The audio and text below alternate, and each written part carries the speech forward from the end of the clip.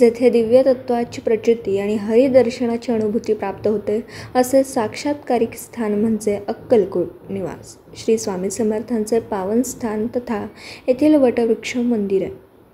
केवळ भाग्यवंतांना स्वामी दर्शनाचा लाभ मिळतो, याची प्रचिती स्वामी दर्शनाचा लाभ मिळालेल्या भाग्यवान स्वामी भक्तांना येते, याची आपणाला माहिती मिळाली.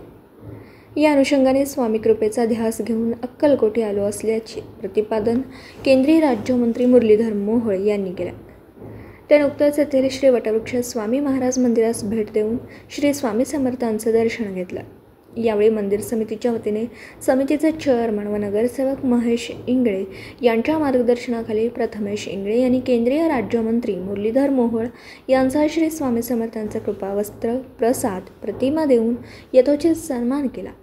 यावेळी भाविकांच्या स्वामी दर्शन अनुभूतीबद्दल बोलताना मोहोळ यांनी आपल्या भावना व्यक्त केल्या. यावेळी आमदार सचिनदा कल्याण शेट्टी, शहाजी पवार, दत्ता शिंदे, शिवकुमार स्वामी मंदिर समितीचे सचिव आत्माराम घाटगे, विश्वस्त महेश गोगी, संजय पवार, गिरीश पवार, विपुल जाधव, श्रीकांत मलवे, श्रीशैल गवंडी, संजय पाटील, देवस्थानचे सेवेकरी व भारतीय जनता पार्टीचे कार्यकर्ते उपस्थित होते.